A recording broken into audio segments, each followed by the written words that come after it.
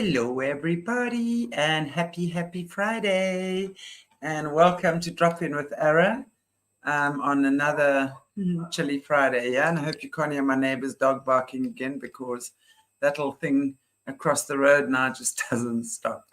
Anyway, really good to be here with you guys. So I hope you've had a fantastic week. I know we've had a few glitches here and there. I've been a little bit quiet this week with our shows, but that's been cool too. Sometimes we just need to take a little bit of quiet time. Yeah. Jesse's been away this past week as well. Bryce has been away this past week as well. Caleb and I were supposed to do a show last night, but that is not happening. It didn't happen last night, but it is happening tonight. Well, night for me. It is now 6 o'clock, so probably in about 2.5 hours from now.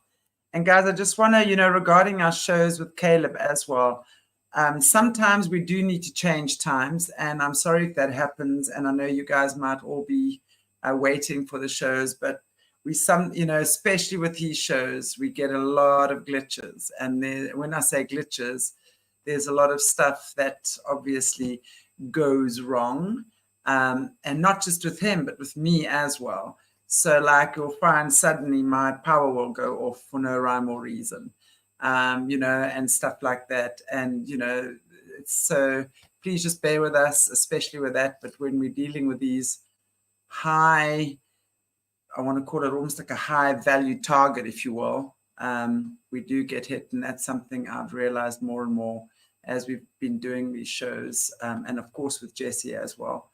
Jesse's a common one. That also the shows get hit a lot. So anyway, on that note, let us just have a look at this upcoming week's our shows for this week coming up. So here's the schedule. You can see it's quite a jam-packed schedule. Monday we have Bryce again on Monday. I'm not sure what we're actually covering. We've been doing a lot of missing heads and missing bodies, which is quite entertaining. And the more we're actually doing this, we're realizing more and more that, these missing heads and missing bodies and stuff, there's been a lot of these rituals and stuff over the years. And if you guys have been watching Caleb's stuff with the Cabbage Patch Kids and all of that stuff, it makes a lot of sense as to what they're using this stuff for. It's quite disgusting and nefarious, but hey, this is the world we're living in, and this is where we've all chosen to be right now, right? So we're uncovering this stuff bit by bit, layer by layer. A lot of it is not very pleasant. It's not pretty stuff we're looking at mostly. But hey, that's what we're here to do, right? And I understand that everyone on our channel actually understands that too. Okay, then of course on Tuesday we have our beautiful Alice Barola, and she's going to be joined by Jesse, which I'm very excited about. So we're going to have Jesse and Alice on Tuesday at 5 p.m. my time. I think that's the usual time that you guys are usually watching, but because of your time change, we've kind of got an hour later. So the South African viewers will be an hour later. Okay. Then, of course, we have Jessie, and since we didn't have her this week, we're doing a double dose day on Wednesday with Jessie on both ARA and Solutions. We will let you guys know the title of our shows closer to the time. Because Jessie's been away, we haven't really had time to discuss that. And then, of course, Wednesday, Wellness Wednesday with Bryce again. We just finished the Sophia Code, which is really, really beautiful. I enjoyed it very much. So we're on to our next dose of Wellness Wednesday, so stay tuned for that. Then, of course, we have Caleb on Thursday again, which is 1900, 5 o'clock, on 7 o'clock my time, sorry. But that could change to an hour later as well. So just please watch out for that one. And then, of course, on Friday, where's our Friday schedule? We're having ARA. We'll just have our drop-in with ARA again. And if there's anything, I know Leo was supposed to be on this week Friday now, but because it's Thanksgiving, I think there might be a way. So Leo might well be on next week, but I will let you guys know about that. And then on Sunday, of course, we have our Patreon book club with Jessie. And it's the book by Corrie ten Boom. Wow, what a beautiful story that we're actually going through there. So for all of our Patreons, please join us for that, where Jessie goes through the Corrie ten Boom's book. And it's really, really amazing. Times of the Holocaust and what these people went through. It's horrific, actually. And we think we're going through a hard time now. Wow, that was something on another level. And then, of course, Caleb again on Sunday night. So stay tuned for that. And I hope to catch you this week for all of our shows. Cool. So now, our lovely Nelson Mandela. And I know that for those of you who've been watching ARA since the beginning, I was actually watching a little clip that Morné sent me speaking about Nelson Mandela the other day when we first started Aquarius, when we first started interviewing Jessie on Aquarius Rising Africa. And I remember being so shocked to realize that he wasn't the saint that we were led to believe, you know. Unfortunately, as we've understood and as we've grown to see as time has gone on, that a lot of these people, leaders, including Desmond Tutu, who's the Anglican, he's also passed away now, Anglican Archbishop, Nelson Mandela, people like the Dalai Lama, definitely not as peachy clean, or not peachy clean, sorry, but peachy sweet rather.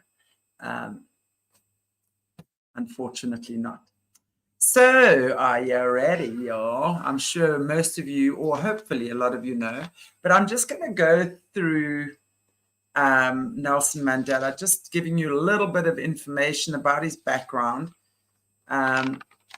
Nothing you can't find online. If you choose to go and check it out for yourself, you're welcome to do that. But just to give you guys a little bit of context, right? So Nelson Mandela was born in South Africa on July the 18th, and he died on December the 5th, 2013. So he was from 1994 till 1999. He was South Africa's first Black president and obviously made history with that. And he was fondly known as Madiba. We all called him Madiba, which really for us meant the loved one, because most of the nation really did love him. You know, he's, as we all know, I mean, I don't know if Morné can put up a little pic of him, just this beautiful old man who always wore his colorful shirts and evoked such love from his people. There we go. Well, there he is with Robert De Niro. All the actors and actresses, wow, they just love being around him. But we'll get more into that. But he was well known for wearing his beautiful, colorful shirts. And I remember just seeing him walking around with always this lovely smile on his face. Hey, Tata, I miss you, man. Yeah, we used to call him Tata Madiba. Tata means father in the African language. So he was the father of our country. We really loved him. Anyway, I was certainly one of those who, and I can't help it. I still do. I still do. Call me a fool, but I still do. And it's very actually hard for me to speak about him in this way, because it took us quite a while to understand the depth of these nefarious actions, right? Anyway, so he's the son of Chief Henry Mandela, right? He was chief of he was a Xhosa chiefman here in the Eastern Cape, is where I grew up. I grew up in the Eastern Cape where the people speak Xhosa. So he was already known then when I was a child, right? But we knew him as a terrorist because of his actions and stuff. But we'll get more into that. But the African people absolutely adored him, right? But instead of, because he was supposed to be next in line for his daddy's to be chief of the clan, he denounced his chiefmanship and he decided to become a lawyer instead, which very honorable, because in those days, African people, I mean, being a product of apartheid myself, it was not compulsory at all for African people to be educated. It was an option for them to be educated. And there was one university, and I do remember, if I remember correctly, and I speak under correction here, in a little town called Alice, right? Alice was the town. And there was a university there, and I think it was called Fort Hare or something like that. That's where he became, he studied to become a lawyer. So he was there. Hello, everybody. Hello, Des. Nice to see you all. Yeah. Hello, Carol. Always good to see you. Yeah. Anyway. Okay. So I'm just going to give you, as I said, just give you a brief overrun of his life as we went on, right? In 1944, he became the youth leader of the ANC, the African National Congress, which is the political power, the political party that is in power now, still in power. And I got to tell you all, they have raped this country in a way that we cannot even begin to imagine. There's just such atrocities happening here right now. Anyway, I don't want to talk about it because it breaks my heart. In 1952, he joined Oliver Tambo and established South Africa's first black law firm. Now, Oliver Tambo is known as the grandfather of the ANC. Oliver Tambo was also the founder member of the African National Congress. So already they joined forces then. And by the way, as we're going to see later, Oliver Tambo was also part of the Knights of Malta. So these guys have been part of the system for a very, very long time. The same year, he played an important role in launching a campaign against South Africans' pass laws, right? Now, we knew, I mean, tragic. I mean, it's almost embarrassing to talk about it, but we have to, right? In the apartheid years, the African people had to carry a pass, like what we're gonna be doing soon now with the what are these 15-minute cities, right? They're trying to give us these passes that we've got to use. Well, the African people were doing that way back then already. They were forced to carry these passes, and African people call it the dumb pass, right? So, which is why I have to say, when it comes to this sort of stuff that we're experiencing now with this whole COVID nonsense and the pandemic, and why 69% of South Africans refused to be jabbed, was really going back to that time, because that's such a wound in our country, especially for the African people. And remember, there's only 8% roundabouts there of South Africans who are white people. So the majority of the people in this country will never do that again. And if someone like Cyril Ramaphosa, who's the current president, but he's not the president, he's the spokesperson for this country, please. This country is run by Johan Rupert. Nicky Oppenheimer is his 2IC. Cyril Ramaphosa is simply the puppet and the spokesperson. We know that. He's been richly rewarded. But I don't see that is going to happen very much in this country anymore because of that, right?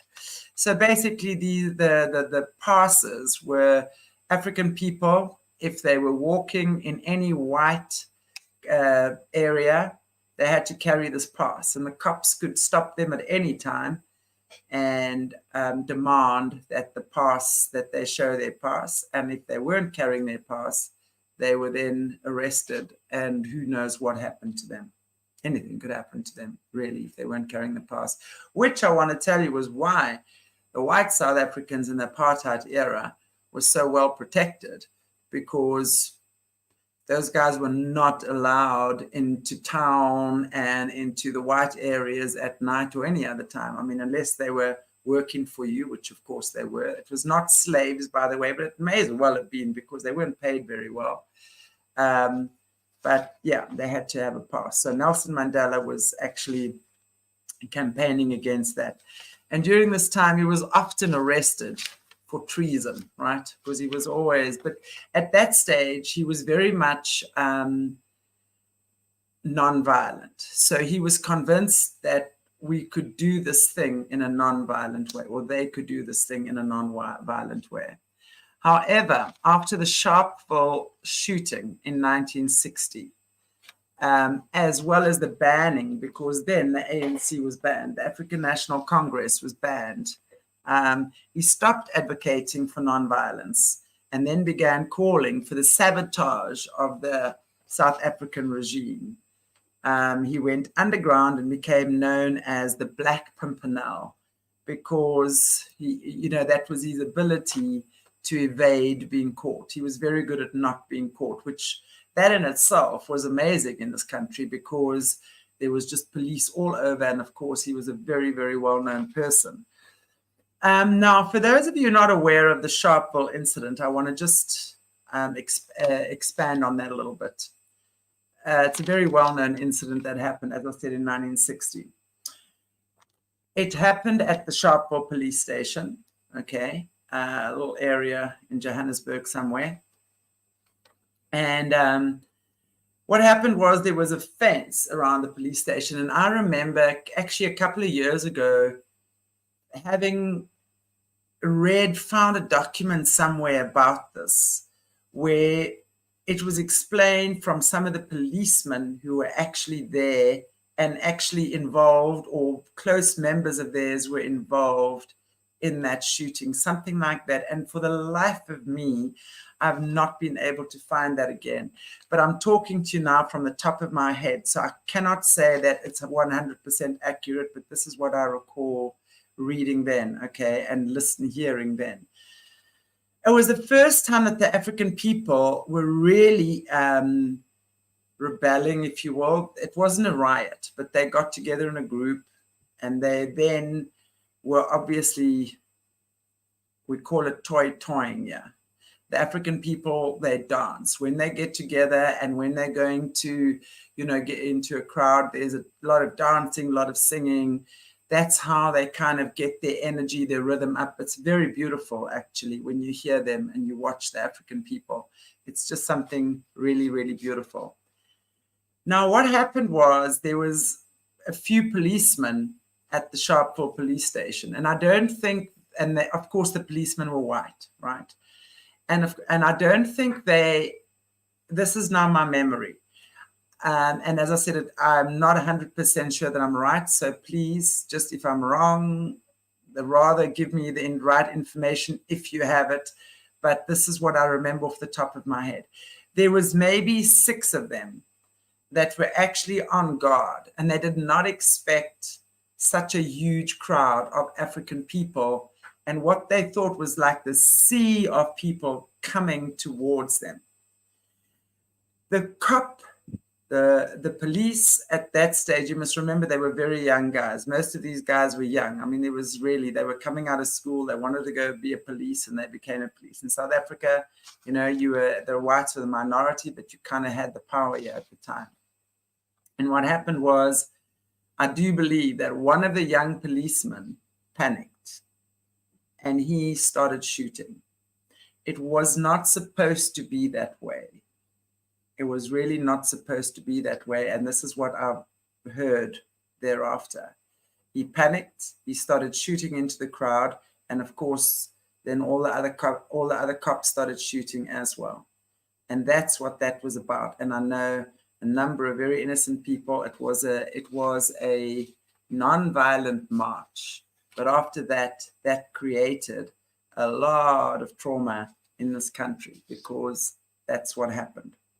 Now, as I said, I don't know. I was not there. I can't say that's gospel, but it actually does make sense to me that that could have been a young cop that panicked, shot, and everyone else kind of panicked, and all the cops then just started shooting into the crowd, and then this whole fiasco occurred. Okay. He was the founder of Umkhonto Isizwe. Umkhonto Isizwe means Spear of the Nation, and it was the military wing of the African National Congress as well. In 1962, he went to Algeria for training in guerrilla warfare. Now, what I also want to remind you guys as well is all throughout this apartheid time, countries like Algeria, all the African countries, a lot of the African people were then, call it, excommunicated from this country, and they went to our neighboring states where they received military training as well from our neighboring countries. And those were really done by Cuba and Russia. So they were trained very much by the Cubans and the Russians during that time as well. And, you know, if you just think about it, that's how Russia got its foot into South Africa as well. Through that way, you know, through the communism was coming in hard and fast then through the Russians at that stage as well. I mean, there are pictures that I've seen in the early 70s of Putin, wearing his camo gear and hanging out with the comrades.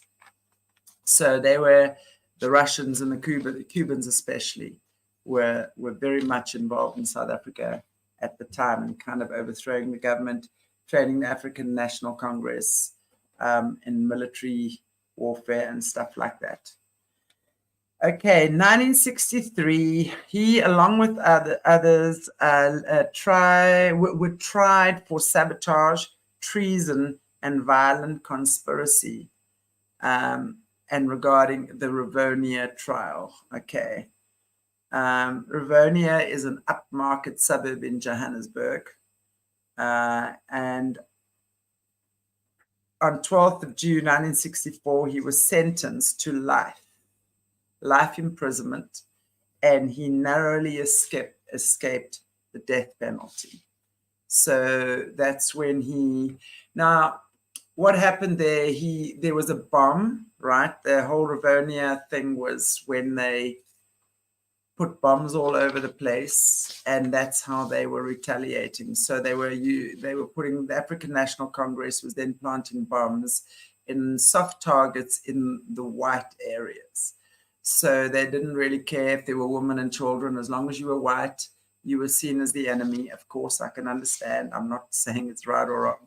I'm just saying that's the way it was, right? So there were many people killed, and therefore him as well as some of the senior members of the African National Congress were then tried in the infamous Ronia Trial, and then he was imprisoned for life. Okay.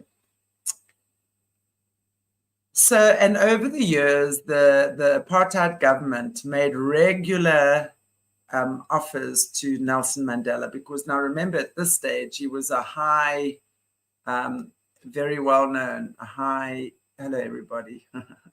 He was a high, what's the word I'm looking for? Oh man. Well, he was well known. That's what I'm trying to say. So over the years, they tried to make regular offers to him for him to come out of prison, but basically to denounce violence and get the people to subside. Because what was happening at the time as well is that, of course, with him in prison, there was becoming the African people were becoming more and more unrestful. There was more and more unrest in this country, and of course, this did not suit the nationalist government well at all. So they were trying to get him. They were saying to him, okay, well, we'll let you out, but then you've got to get your people to behave themselves. And he was just like, no, I'm not doing that. No, I'm not doing that. Okay. In 1988, he started negotiating then with the then South African president, Pierre Botha. Okay. Pierre we used to know him as the crocodile, and he's always standing with his finger. Oh, he was hideous. No, he was just not fun at all. He was very much one of the guys that really loved apartheid, and he tried to stay in power as long as what he could. And then he was kind of kicked out of his position when F.W. de Klerk, took over. And in 1989, Nelson Mandela F.W. de Klerk started their negotiating with Nelson Mandela to come out of prison. Now, I remember that time very well. F.W. de Klerk, you know, and honestly, he was just probably one of our worst, the last of our white presidents, but an absolute puppet, I got to tell you. He was an absolute puppet. I mean, he and Mandela together after that won the Nobel Peace Prize. I mean, I don't know why F.W. de Klerk did that, but he was really just, I mean, won it. He was put in the front face, and he was kind of the face. And incidentally, just on the note of F.W. de Klerk, his wife at the time was Marika de Klerk, right?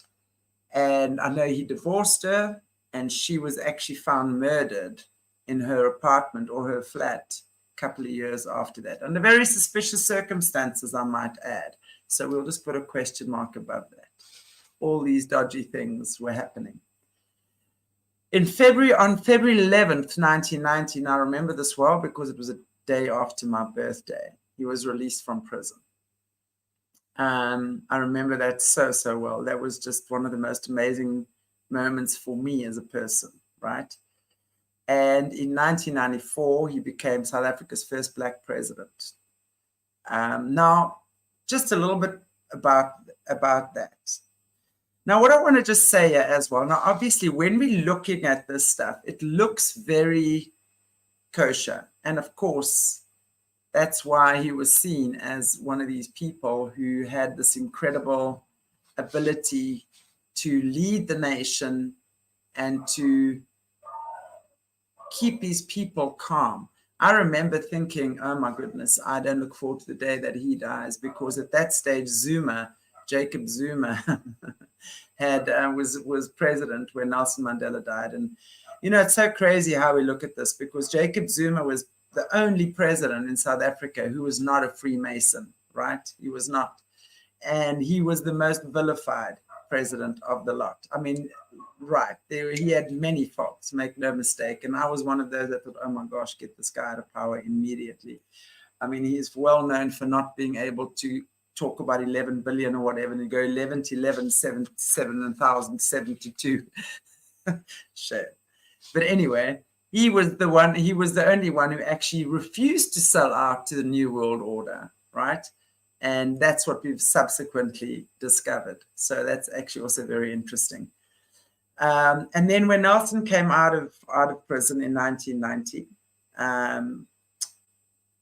became president in 1994, right? And then he divorced his then wife, Winnie Mandela, in 1996. Now, Winnie Mandela was well known because while Nelson Mandela was in prison, she was known as the mother of the nation. But oh boy, Winnie hated white people, I'll tell you that much. And she would stoke up violence wherever she could. And hey, if I was an African person in this country, I'd probably be doing the same thing. I tell you what, that's for sure. But very interesting. And when you speak to the locals, right? Now, this is not, you're not going to find this written anywhere. But when you speak to the locals about Winnie Mandela and you ask, you know, you start speaking to them about Nelson and everything. It was well known amongst the locals, on the ground people, that Nelson Mandela, when he came out of prison, could not speak his mother tongue very well. The man is Xhosa, right? And I don't care how many years you're in prison, you never ever forget your mother tongue. But one of the reasons that is put out there that she actually left him was because she didn't believe it was the same person that came out of prison. That was not her husband. And he could not even speak his native tongue properly. He was speaking Zulu and Tswana, I think the other language was, more fluently than he was speaking his native tongue. So that in itself should tell you something. Now, in 1998, he married Graça Machel, who was the widow of Samora Machel, who was the former Mozambican president and the leader of Frelimo. Now, Samora Machel died in a plane accident, right? Which in itself was suspicious. because at that stage there was lots and lots of suspicious minds around the stuff we're talking about. Okay, and then in 1999, he was the founding member of the Elders.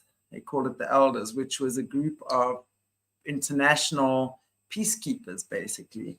And they would then go and keep peace or sort out the world's problems. Now, very interesting.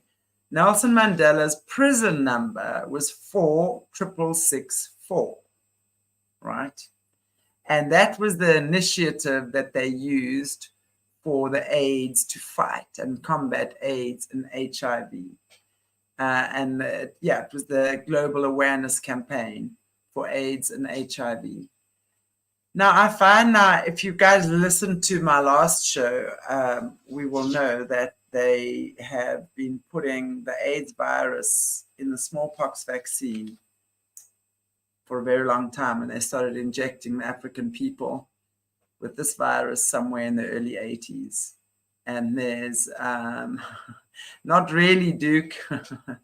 I can some. I used to be able to. I grew up speaking Xhosa before I could actually speak English, because my best friend on the farm, and of course I grew up on the farm, so our little friends were the African people, and her name was Cindy, and I used to speak with her, but unfortunately I've lost. I understand a lot more than what I can speak, but not fluent in it anymore at all, sadly. But I really think that's something I should do. Okay. So, and that's why I say when we're looking at the whole AIDS prevention campaign and stuff like that, number 46664 was Nelson Mandela's prison number, and there was even the 46664 concerts, which is a series of AIDS benefit concerts played in honor of Nelson Mandela by South African as well as foreign musicians between the age of 2003 and 2008. So there was a lot of concerts here with Bono and the boys, U2, I mean, all of them, they just would come and play. And I'm actually going to go into that, because when we look at, and that's going to be one of my future shows again, when we're looking at Live Aid, I don't know if you guys remember Bob Geldof, who actually headed up the Live Aid concerts here in Africa, right? In aid of, again, feeding poor Africans. And then we see exactly what actually happened to that money.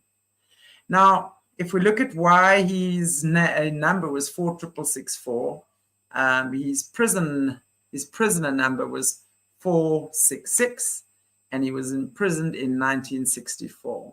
So that's the reason why they give you the 46664, which those of us who know what the 666 is, it's the 666, right? So now I want to just actually, Morné, I know that you have a little clip in the background there, and I just want us to play this, please. Guys, I'm just going to play us two little video clips. The first one, if we can just show the one where he's being knighted, so to speak, by the Knights of Malta. And, you know, this is also basically the Order of St. John, same thing, which again, when you look at it, we have St. John's ambulance here, which is all part of the medical hospitals, AIDS, etc. So Nelson Mandela was really, really, really seen as the person who was taking care of little kids. The Nelson Mandela Children's Foundation, and just the Nelson Mandela Foundation generally, and always taking care of the hospitals, the sickly, etc. He was being, I'm going to say, marketed, because now that we know that he was marketed, right? So maybe if you can just put that little clip up for us, please, Morné, where he's being knighted. I am full of hope that this relationship will help bring better health for our people. On behalf of Her Majesty, the Sovereign Head of the Order, I welcome you to the Order.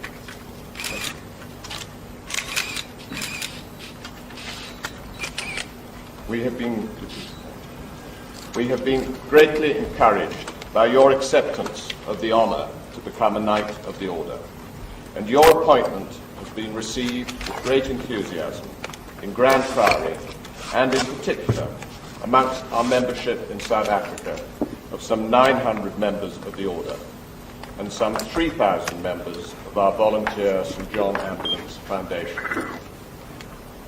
You will have already received information on the activities of St. John and its worldwide connections, but I would like to make special mention of some of our work in the informal settlements where we are now involved, in addition to our first aid training, on which we claim to be specialists worldwide.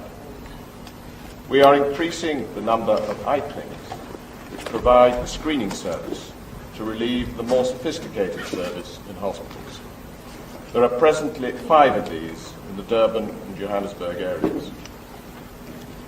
Another project on which we are concentrating is the training of helpers in primary health care, particularly in 7 informal settlements in Johannesburg, 2 in Durban and several in Cape Town. This work is being expanded, and perhaps you will be able to visit some of our activities in due course.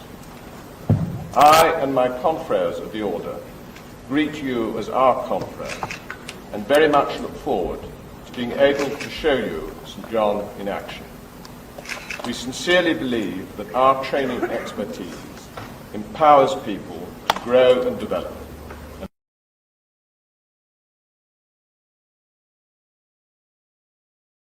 Now, informal settlements. Let's ask what that is. Informal settlements is the rural areas of Africa. Now, when we're looking at what that means, and it's what I was talking about last week, it's where they obviously go into the rural areas in Africa and they put up these pop-up clinics, right, all over. And that's when they were now injecting, vaccinating all the African people. So that's what an informal settlement is. So you can see they're using this as a huge front, a cover, right, for good, that they're now, thank you to Nelson Mandela, the St. John's Order is now saving the day and making sure that our people are being taken care of medically. Right.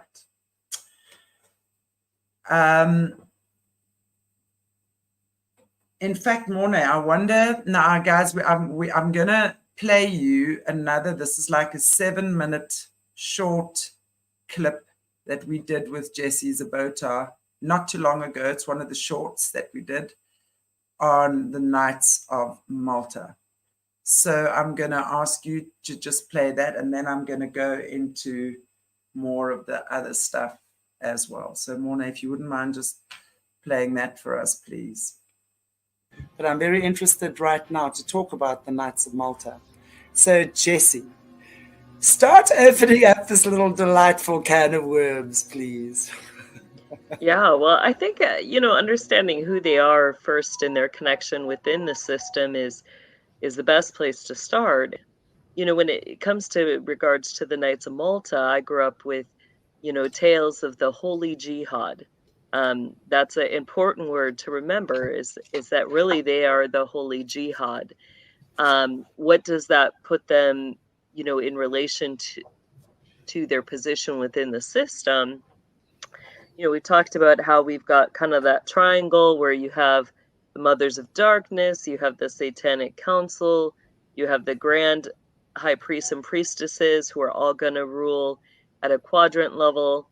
Then it gets down to the High Priests and Priestesses who are going to start ruling and governing regionally within the system, and they're going to oversee the 5 departments, which are going to be the Masons, the Mormons, the Jesuit Catholic, the Satanists, and the Kabbalah.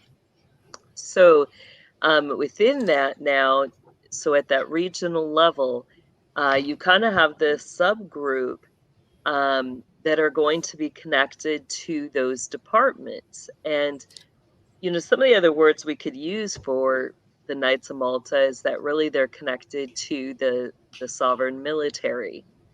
That's going to be different than the protectors. The protectors are going to be more at that quadrant level, universal level. They're going to be assigned to very specific elites or people within the system. But who is the enforcer for those elite? Who's going to go out and be their army, their military? That's going to be the sovereign military, which is going to consist of several different orders. You have the Order of Malta, or the Knights of Malta. You have the Order of the Bath, or the Knights of Bath. You have the Order of the Garter, which we all saw, during the coronation. You see Prince Charles and William and those guys, wearing symbology of that. Actually, I think it said Garter, but their symbology was Order of the Bath. Then Order of the Garter was his sister Anne with the green. Bath has that buckle that looks like an upside down Q. And then you've got Order of the Thistle, which we know Queen Elizabeth was over, and that's always symbolized by the thistle flower. So there are other groups that are connected to the sovereign military, but those are what I would classify as the main four branches. The majority of these people have been born brotherhood. They're chosen, and they come from family lines that serve in this sovereign military as knights. Even though they're classified as either dark knights or light knights, I'll be honest, what I saw is that they all underground worship the same idol. That idol is usually named Baphomet or Baphomet. I think those are the basics of, beginning to understand. Now, back in the Crusader years, even before that, back to 325, when you had Constantine, he was very big on marching out with his knights, and that's where we kind of see a shift, because before Constantine and others like him really focused on conquering the land, what were they trying to conquer? They were trying to conquer the water. And everywhere that they went, they set up certain brotherhood places. Hypogeum, I'm not quite sure how to pronounce it. Which is basically Hypogeum, yeah. The deepest level where giants are contained. So what I'm hearing is that all the tunnels and things around that have been closed off around the giants. So there must be a great fascination with giants and Nephilim, that sort of thing. And especially if what you're saying is they're connected to all four of the military bases. And I know we've really just touched on one of those bases, which is the water base. So for those of you who haven't watched that yet, I really want to encourage you to watch that, because it's actually super interesting. Very, very interesting, in fact. So I think you said a key thing there. Let me just quick intervene. I think, the knights have one of their sacred duties is to be keepers of, what they call the holy seed. It could also, another term that they'll call it is keepers of the Grail, the Holy Grail. Now, in Grail, they're not necessarily talking about the cup that Jesus drank from, yet in a way they are. So they make it sound like it's the physical cup that was the last cup that Jesus drank from when he did communion with his disciples before his death. That's what they want you to believe it is. But really, what is the holy cup or the holy seed? That cup represents the chalice, which we know in ritual is what receives the blood. So for them, it represents the blood or the seed. We're talking people, we're talking heirs, we're talking, gods, little g. and their whole, you know, breeding, guarding, protecting, procuring certain family lines. So here's where it connects with the giants, is that, you know, throughout the generations, the Brotherhood has been trying to, you know, collect that DNA that goes back to the Nephilim, trying to, you know, bring up the race of the Titans and the Olympians once again. Well, exactly, right? So now we understand what's a little bit of what they're wanting in terms of that. Duke, I'm just looking at your response here. So all chivalry orders are connected. Absolutely. I mean, that's what we've always been saying for a long time, is that there's one great big brotherhood that has many limbs or tentacles, a bit like the legs of the octopus, right? A very octopus with a gazillion limbs type thing. They're all different, and I think that's part of how they try and confuse us, because the Order of St. John is supposedly not Freemason, but as we can tell, it most certainly is. And also, just going back to, you know, when we were seeing Nelson being inaugurated by the Freemasons or the Knights of Malta over there, I mean, it's all British, right? And the British are the ones that have literally colonized this country. And by the way, when he got out of prison, he was hanging out. It was a well-known fact that the house in which he was living was an Oppenheimer house. It was given to him by the Oppenheimers, who Harry Oppenheimer at the time was alive, and now his son Nicky Oppenheimer. And we now know that Nicky, I mean, in fact, if you saw one of my previous shows as well, I had a list of South African, the Billionaire Pedo Club, and Nicky Oppenheimer's on that club. He's a member of that. But of course, they wouldn't. So is Johan Rupert, who is the CEO of South Africa right now. Nicky Oppenheimer is the 2IC, and Cyril Ramaphosa is really just the mouthpiece for that. So we can pretty much understand from that this is all very much in cahoots, right? And by the way, I mean, guys, also, you know, we're talking just a little bit about the Mandela effect as well. There were many people, and I listened to Gene Decode quite a bit at one stage, and I don't know where Gene Decode is. He kind of seems to have disappeared off the face of the earth. But Gene was talking about, obviously, the Mandela effect, which is basically, okay, I'm not going to go into what that is, but a lot of people remember Nelson Mandela to actually have died in 1984 already, right? He apparently died by hanging himself in his prison cell. So some people remember that, and others remember him being released from prison in 1990. Well, I certainly am one of those who remember him to be released from prison on the 11th of February 1990, the day after my birthday. So basically, what they're saying is that he was, but there's also a lot of rumors that are saying he was killed in 1990.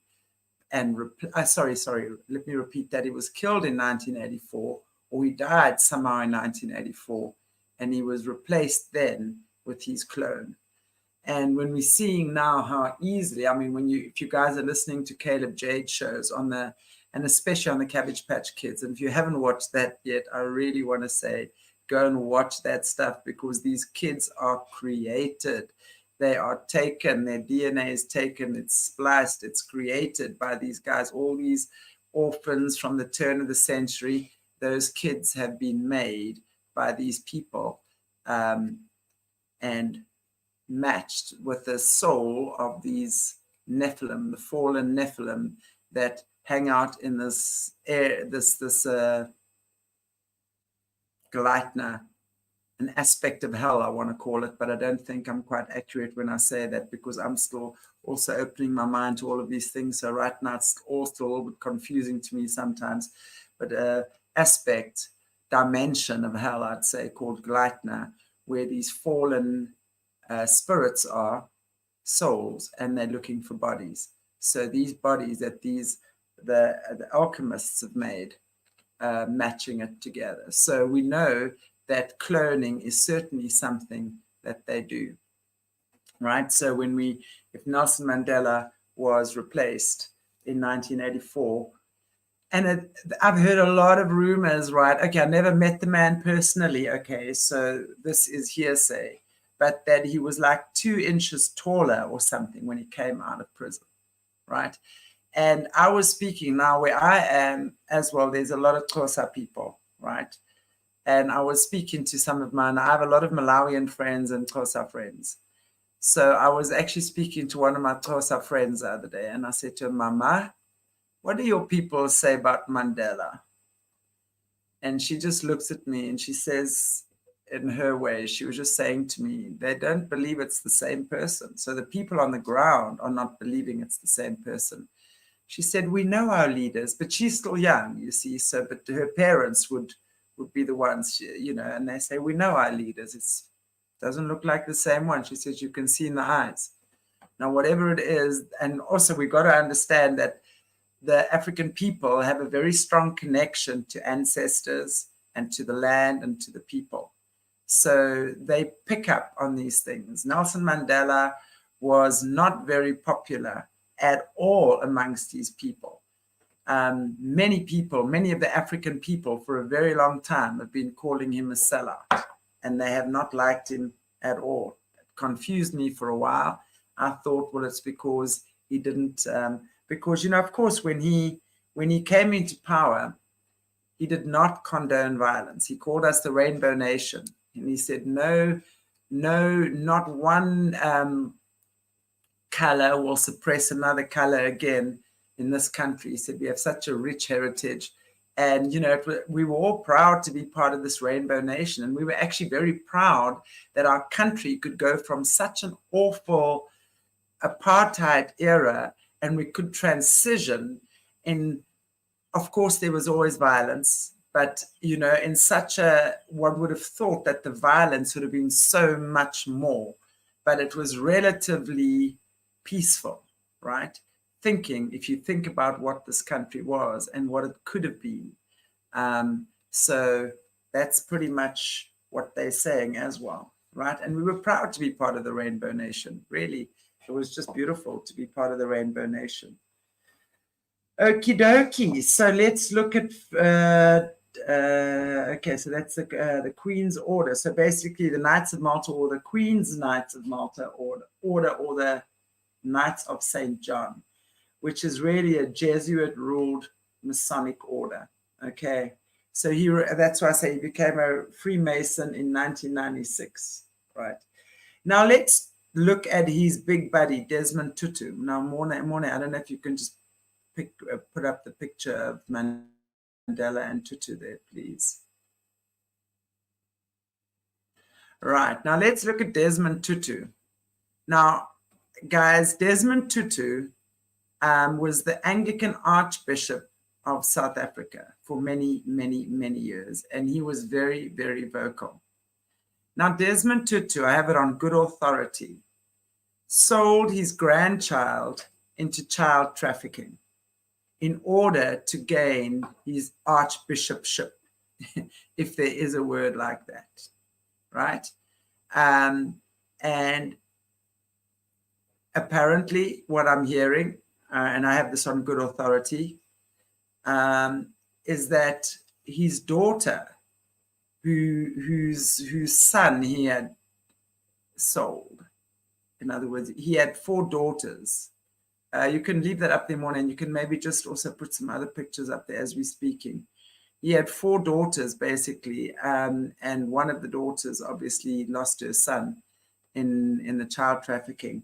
So she tried to get hold of people to help her. So she got a whole lot of people together to try and help get her son back, right?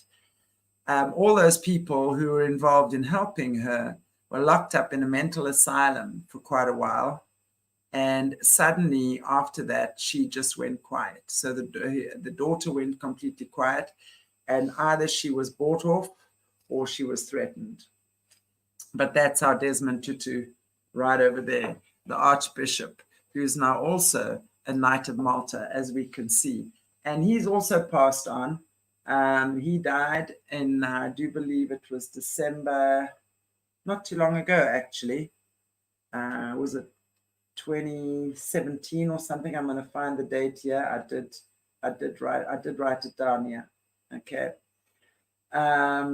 Is also linked to one of the older Teutonic orders, linked to one of the Grand Masters, the older Masonic branch, which is a UK royalty, and where a lot of the UK royalty are involved. Okay.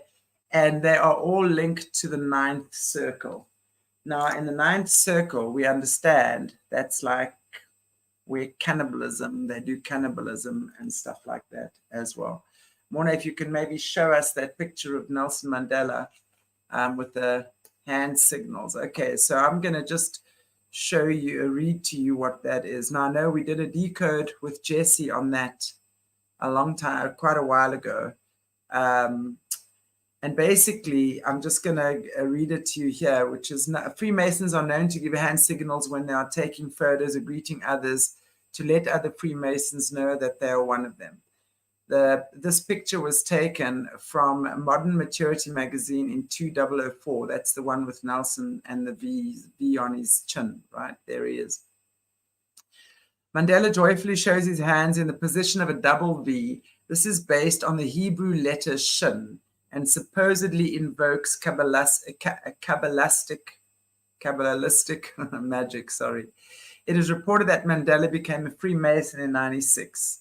The Rothschilds and Oppenheimers, now we know that the Rothschilds and the Ruperts, basically the Ruperts are from the Rothschilds, right?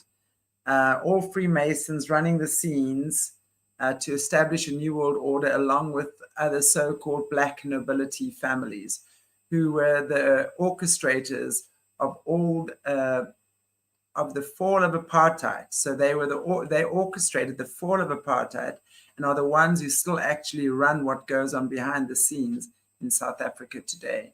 So there's a third force, if you want to call it, that who is controlling everything that happens in this country.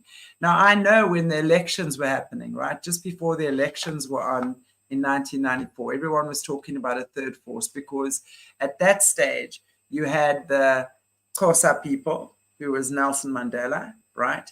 And then you had the Zulu people, who was Buthelezi, Mangosuthu Buthelezi. And we know, anyone who knows South Africa knows that the Zulu tribe, they're the warriors. These guys are the warriors. But Mangosuthu Buthelezi, I'm telling you now, did not want any of that nonsense. And Buthelezi has also recently died, but they were, and then what was happening, there was a huge war between the Xhosas and the Zulus at that time. So the violence was not against white people prior to the elections. It was this Xhosas against the Zulus, because now who was going to win the election? Was it going to be Nelson Mandela or was it going to be Mangosuthu Buthelezi, right?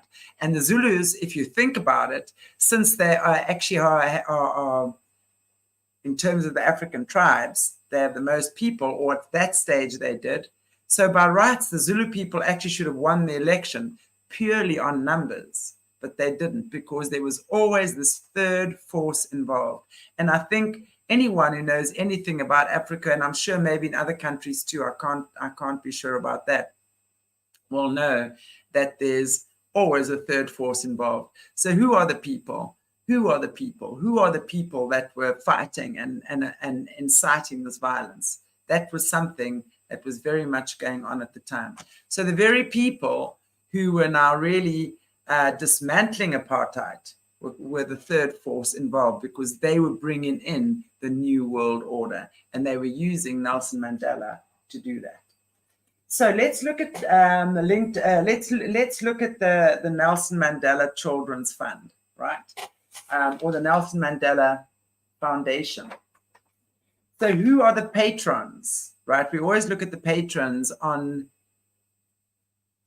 these organizations. Well, hello. Okay, well, yes, just we spoke about Madam Oprah Winfrey not too long ago and her Leadership Academy here in South Africa. Oprah and Nelson Mandela were very, very, very good friends. Very good friends. They were always hanging out together. She was often here, and whenever she was here, she would be lovingly hugging him and adoring on him, and just like, oh, it's pathetic, actually. And you're right, Duke. The Rainbow Nation has taken on a whole new meaning today. You're right about that. I often think about that. Yes, Belzy, 007. That's what I was saying earlier on. Nelson Mandela's wife did say it wasn't him. And that's why I say Winnie Mandela, she divorced him not long after he came out of prison. And there was like scandals about that because she apparently had this young boyfriend and this lawyer. She's also crossed over now. She hated white people when he did. And she was supposedly, and of course, I think they got the nation to be anti-Winnie at the time because she had this young boyfriend, this lawyer boyfriend that she was now supposedly cheating on with, and broke Tata's heart. Now, Tata is, of course, father. Tata Mandela is what we called him. But I mean, she would definitely say that this was not her husband. He was not speaking his natural tongue in the way that he spoke it when he went into prison. And he was speaking other languages, which was Zulu and Tswana, as far as I can remember. But I might be wrong about that. Zulu was certainly one. So she knew. Of course, a wife's going to know if that's your husband or not, right? Doesn't matter how long you've been away. You know your husband. There's certain things that you know that you never ever forget. They had many children together as well. There's certainly things that you never forget. Okay, so let's look at the patrons on the Nelson Mandela's Children Fund. Hello, Desmond Tutu, the one that we just saw the picture of there. Definitely a patron on the Nelson Mandela Children's Fund. And what did he do to get his archbishopship? He sold his son into grandson, sorry, not his son, grandson into child trafficking, and with his mom trying to find it, and all the people that were helping her locked up in mental asylums. Okay, Whoopi Goldberg, what the heck? Why would Whoopi Goldberg, of all people, be on Nelson Mandela Children's Fund? Natalie Portman, why is Natalie Portman on the Nelson Mandela Children's Fund? Why is she a patron on that fund? Okay, Nicole Kidman, why on earth? What does she have to do with the Nelson Mandela Children's Fund? Ben Kingsley. Hello, the man, I do believe he played Gandhi, right? Yeah, what was he doing that? And I've also seen a lot of dodgy things about him going on. And of course, our very own Charlize Theron. Not Theron, Theron. Please don't ever call her Theron, that's a lie. Say Charlize Theron, and she's from Benoni in South Africa. And in Johannesburg, a plot in Benoni in South Africa. Okay. Now, when you look at this, right, Charlize, Natalie, and Nicole, again, I have it on good authority that they're all part of the same coven. They belong to the same coven. And Charlize, of course, was the one that has now adopted her African kids, her black kids, and turned definitely one of them into a girl. So she's taken Jackson, who was a normal, healthy little boy, and she has turned him into a girl because at the age of 3, he said he wanted to be a girl. I mean, that is just ridiculous. Anyone at the age of 3 might want to be a girl that day because maybe he saw a little girl get a present that he should have gotten, or a girl get extra treatment, extra special treatment, Wasn't this, I mean, think about yourself as a kid, right? In our community, it was, what are little boys made of? Snips and snails and puppy dogs' tails. And what are little girls made of? Sugar and spice and all things nice. So, of course, little girls were seen as being like treated better because they were sweeter and kinder, right? So who knows? It could be just on that day he liked to wear something that that girl was wearing. So he might just say, well, I want to be a girl. I mean, come on. And now she's turned him into a full-on girl, right? So what I'm saying there is that this lot has the same spiritual connections, right? And they're probably part of the same coven. Kidman's family, especially when I've had a lot of conversations with Fiona Barnett, of Australia, was one of the original whistleblowers when it comes to this. And she was in the system with Nicole. Nicole's father, Anthony Kidman, was Fiona Barnett's main abuser as well as her handler. And he tried to transgender Nicole while she was still in the womb, which is why she apparently cannot have children. So she's got the beautiful body of a tall, lanky, willowy, modelly type girl, but she's also, it's not a secret that she can't have kids, which is why she adopted children. Okay, so, and I'm also told that often these high-end actresses are either CIA or they are high-end elite prostitutes in the system. Probably both.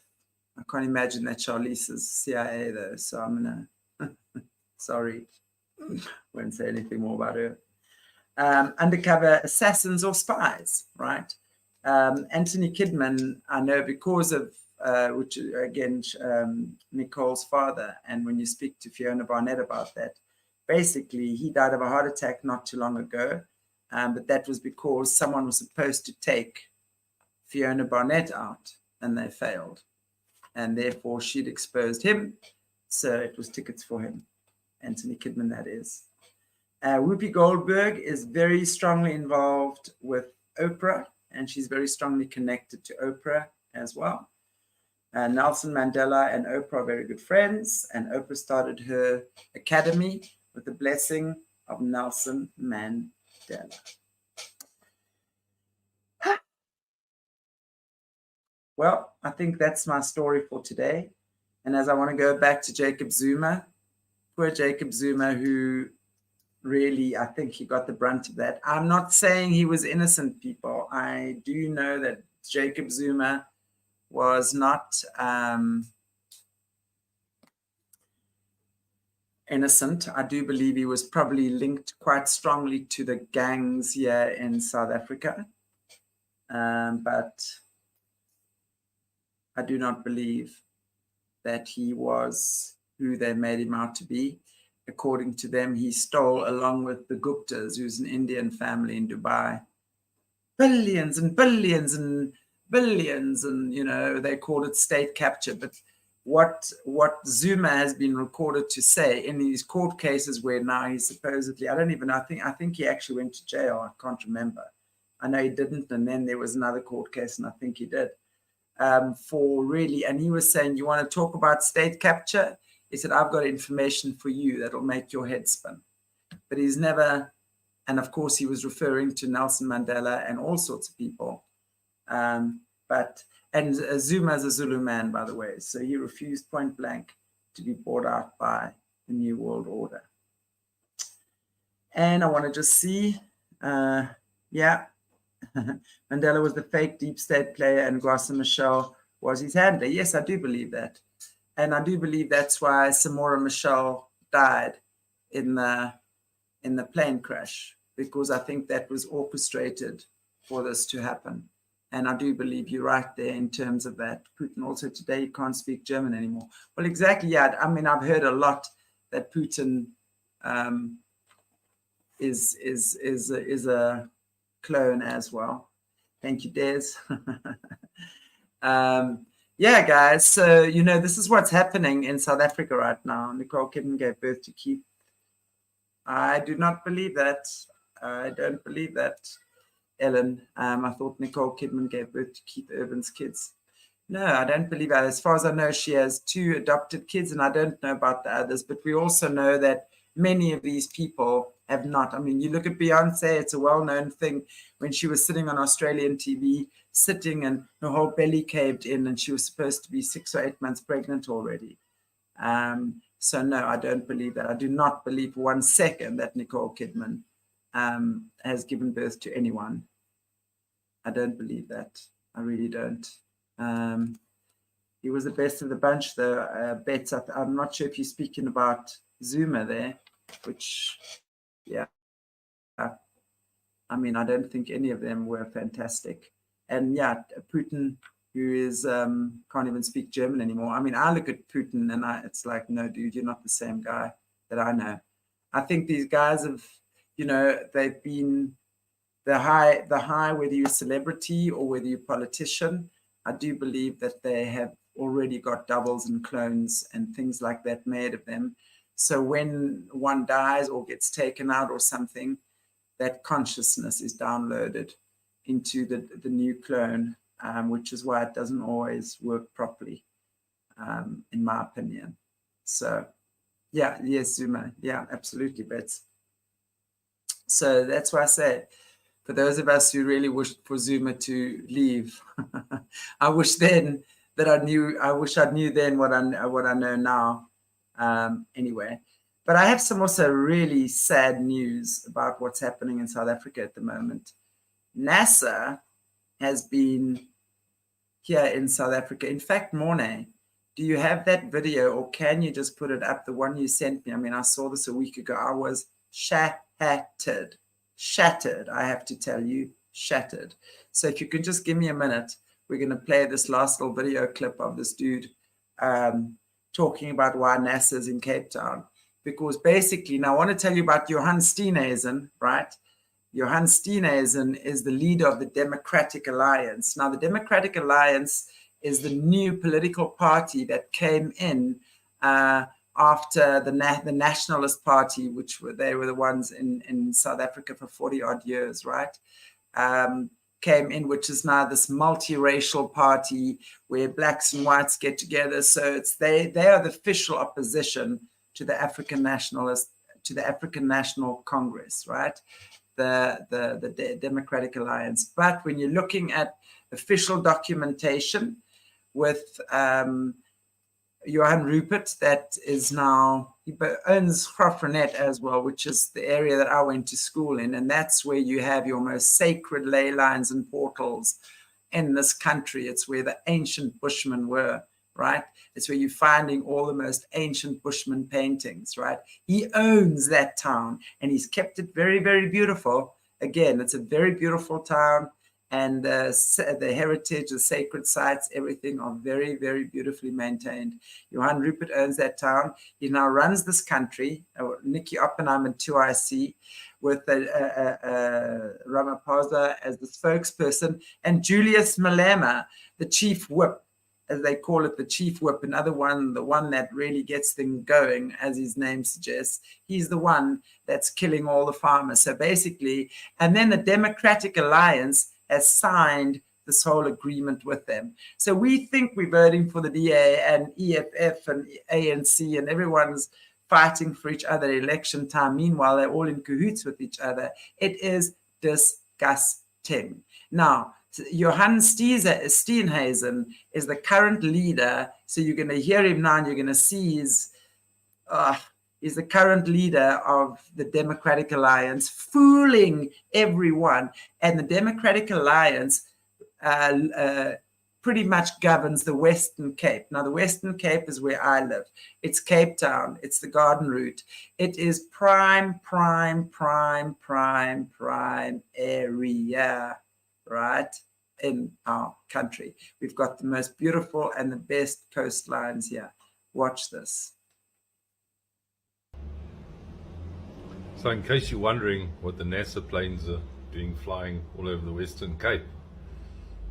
Okay, the Zoom meeting we had with the SA Jural Association, that's the word.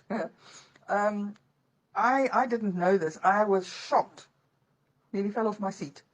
Steenhuisen has taken millions and millions of rands worth of loan from the Bezos Foundation in America. And here comes the kicker. What did he give as collateral? The Cape. Now, in our meeting, we were all up in arms and we said, oh, but that's impossible. Surely he can't do that. It's not legal. And unfortunately, there is a huge loophole in our law which does allow him to do that. Absolutely just that. So how that's going to pan out? Oh boy, it's anybody's guess. But America wants the Cape, because that will control the sea routes around the Cape. That is what the big fight is all about. They don't care about the rest of South Africa. They just want the Cape. So, yeah, I think we've got a huge fight on our hands. I tell you, it would give me great pleasure to just give him a silver bullet, honestly, really and truly. They're mapping out their territory. South Africa needs to wake up before it's too damn late, really. If you agree with me, repost this video. Let's just get the message out to everybody. Peace, love, happiness.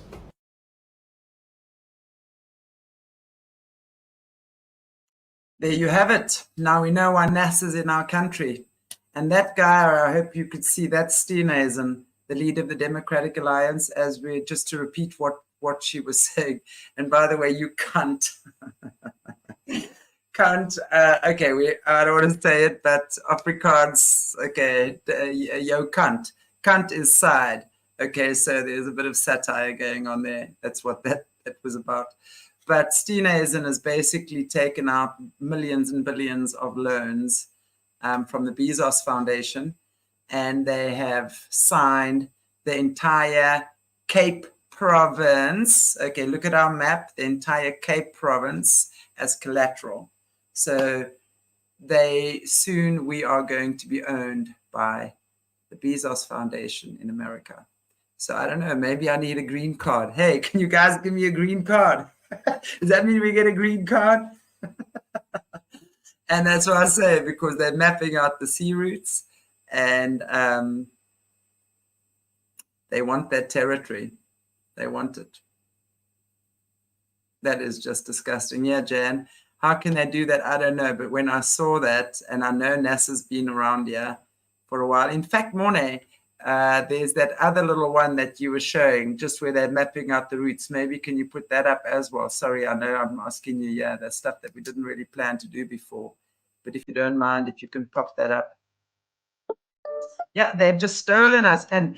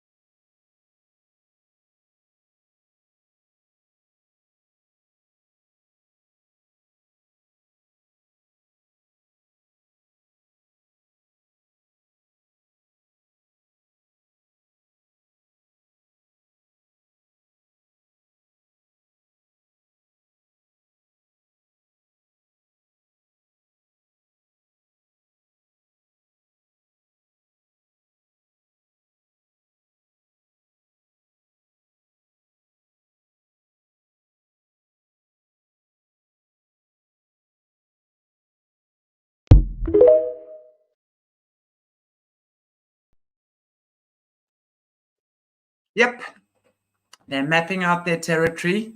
They know what they want. They're looking for something. Who knows? It might be tunnels. It's the sea route to get what they want, to move things around.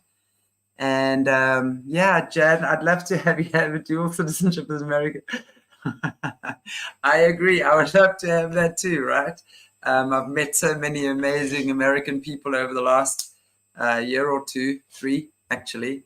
And but yeah, that's what's happening in South Africa. And that I can tell you now was thank you, Nelson Mandela. Thank you. You were the one that started that, and you were the one that allowed that, and you were the one that sold out your people. And I want to tell you, one of my friends was saying to me the other day, I said, I was like shocked. I was mortified by this. I was almost in tears the whole day. I couldn't even speak about it, right? And she just said to me, Shanti, she said, our country, our people, you know, we are absolutely probably the most unracist country in the world right now. You're not going to find many racist South Africans, white South Africans. Okay, you're going to find maybe racist Black South Africans because of the history and because of the programming and the narrative and the bullshit that we've been fed, and obviously the division. But if you look at our history with the passes and the fact that we refuse to be jabbed, and there's so many people that have been waking up. And I'm telling you, when the African people get word of this, This will not happen. This will not happen because they won't. There's been too much wounding in our country already from our past apartheid experiences. The African people will not let this happen. So I can tell George Bezos, from me sitting here in my humble little home in South Africa, up yours, buddy, up yours. And as for Johan Steenhuisen, we've got your number. And on that note, God bless you all. I've spent a lot of time on this one today. So I just want to say, okay, can't be as one. Dual citizens we are. So who knows? You guys might just see us up and down this mapped route here, right? Between America and South Africa. Who knows? Maybe there is a flat earth after all, and maybe it is just that far away. Clearly they know stuff that we don't know, but we're going to make it our business to find out. I will, in fact, Jan, we will do a short on that. In fact, what we'll do, Morné, if you can maybe just share those two, please share this. I really want you guys, if you can, to share that short video of that dude, as well as the mapping, the last two ones, if we can just share that. And then we can let the world know what Johan Steenhuisen has done.